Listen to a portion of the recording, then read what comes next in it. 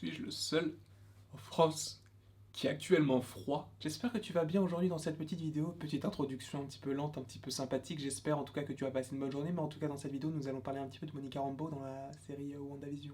Je sais pas si tu connais, j'en parle un petit peu sur la chaîne, un petit peu hein, évidemment, mais on en parle, c'est cool.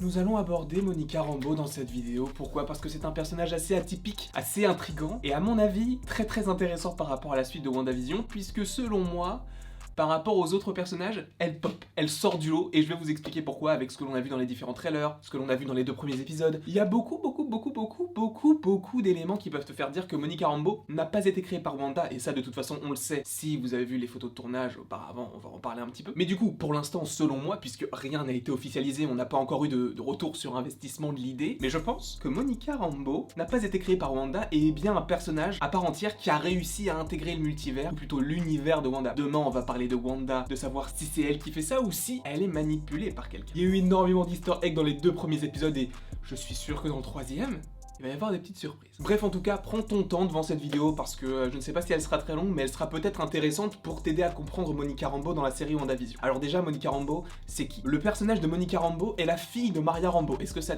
t'aide pour quoi que ce soit? Non. Mais si je te dis que Maria Rambeau, c'est la meilleure amie de Captain Marvel dans le film Captain Marvel, tu vas te dire...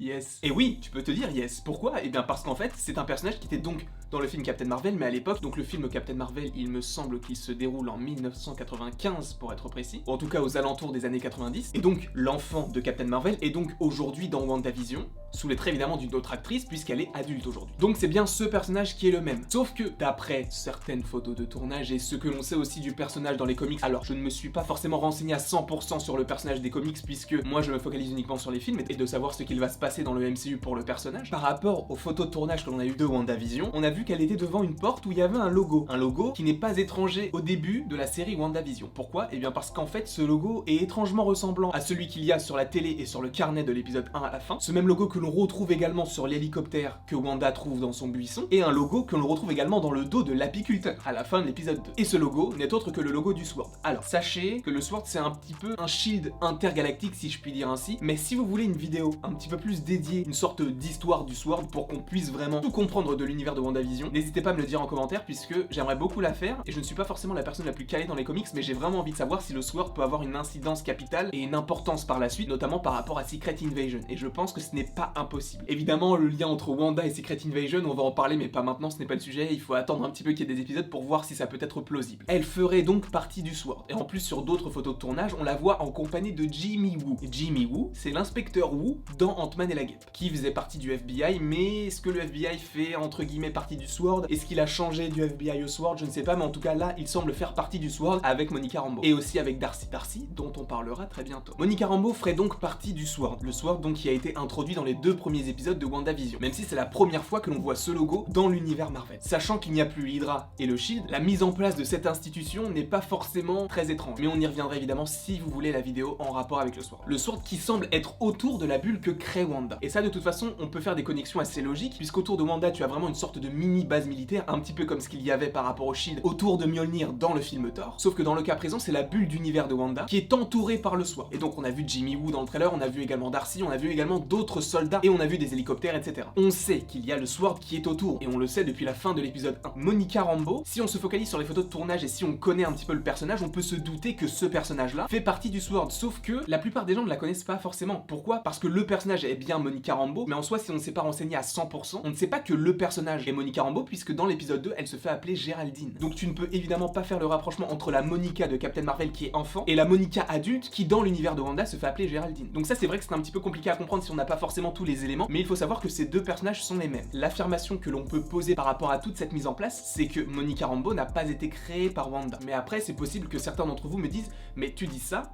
parce que tu connais un petit peu l'histoire de ce personnage-là, puisque tu t'es renseigné sur le sujet. Il y a des gens qui vont regarder la série et qui ne vont pas forcément se renseigner et qui vont pas savoir qui est quel personnage. Je suis tout à fait d'accord avec vous, mais c'est juste un petit peu de logique entre guillemets, dans le sens où tu n'es pas obligé de savoir que ce personnage-là de Géraldine est Monica Rambeau. Ça tu peux l'oublier pour l'instant, mais nous on le sait de toute façon. Mais nous allons faire comme si nous ne le savions pas. Pourquoi est-ce que l'on peut comprendre que ce personnage n'est pas un personnage créé par Wanda? Parce qu'elle connaît son prénom. Alors tu vas me dire, oui mais ça n'a aucun intérêt.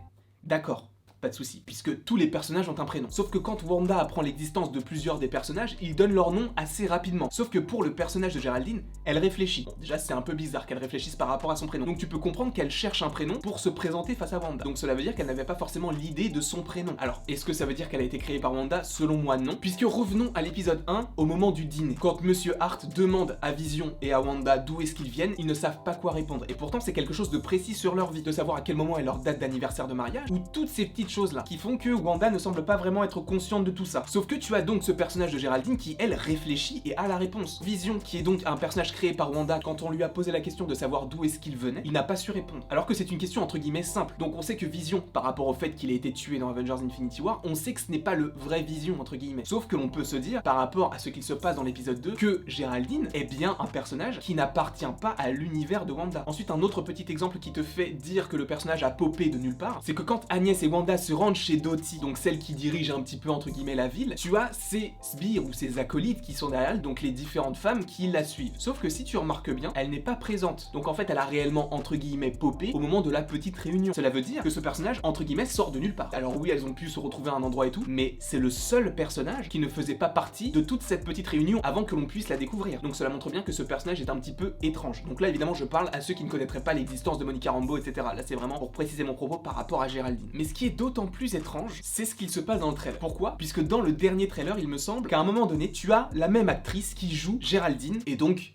Monica Rambeau, mais donc Géraldine, qui toque à la porte de Wanda, et Wanda ne semble pas savoir qui est ce personnage-là. Pourtant, tous les autres personnages, elle les connaît, puisqu'il me semble qu'entre l'épisode 1 et l'épisode 2, tu passes plusieurs années, alors tu ne passes pas forcément des années 50 aux années 60, mais tu passes plusieurs années entre guillemets, dans le sens où déjà la maison n'est pas la même, puisque dans l'épisode 1, la maison n'a pas d'étage, et dans l'épisode 2, la maison est différente puisqu'il y a un étage. Donc tu comprends que ça ne se passe pas directement après. Et pourtant, même avec cette ellipse, les personnages, elle les connaît toujours. Elle sait qui est Dottie, qui est Agnès, etc. Pourtant, elle découvre Géraldine dans l'épisode 2, donc un épisode en noir et blanc, donc qui se passe vraisemblablement dans les années 50 ou 60, alors que dans le trailer, quand elles semblent se rencontrer entre guillemets pour la première fois, même si on sait que ce n'est pas le cas puisqu'on a vu l'épisode 2 et elles se sont rencontrées à cette époque-là, donc dans les années 50-60, lorsqu'elles se rencontrent entre guillemets dans le trailer, l'épisode est en couleur, donc on sait que ça se passe aux alentours des années 70-80 possiblement. Donc cela veut dire que Wanda, sachant qu'elle ne sait pas qui est ce personnage-là, a oublié qui était donc ce personnage-là. Ça semble logique puisque je viens de vous dire deux fois la même chose, mais dans des sens différents. Et donc tu as compris le fait que Wanda ne connaisse pas Géraldine, alors qu'elle l'avait déjà rencontrée auparavant. Alors est-ce que cette scène de Géraldine qui rencontre Wanda dans le trailer est une scène que l'on ne verra vraisemblablement pas? C'est possible. Mais si on se base sur le fait que cette scène sera dans la série, moi je me fais la remarque toute bête, c'est que au fur et à mesure des époques, elle se souvient de tous les personnages. Sauf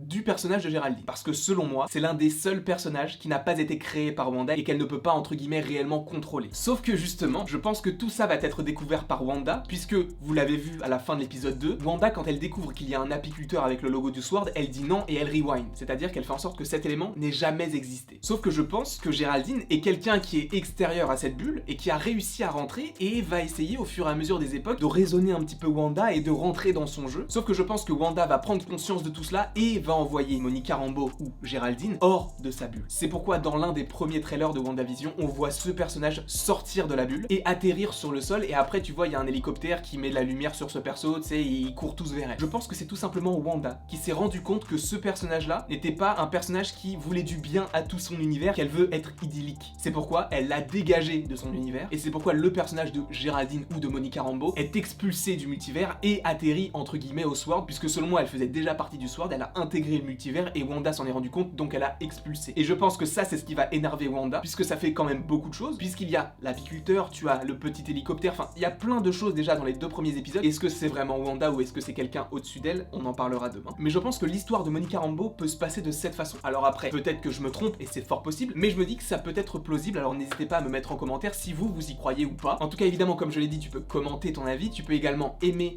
partager surtout et t'abonner, moi ça me ferait extrêmement plaisir vraiment. Donc après tout ce long laïus, il ne me reste plus qu'à vous dire à la prochaine pour la prochaine.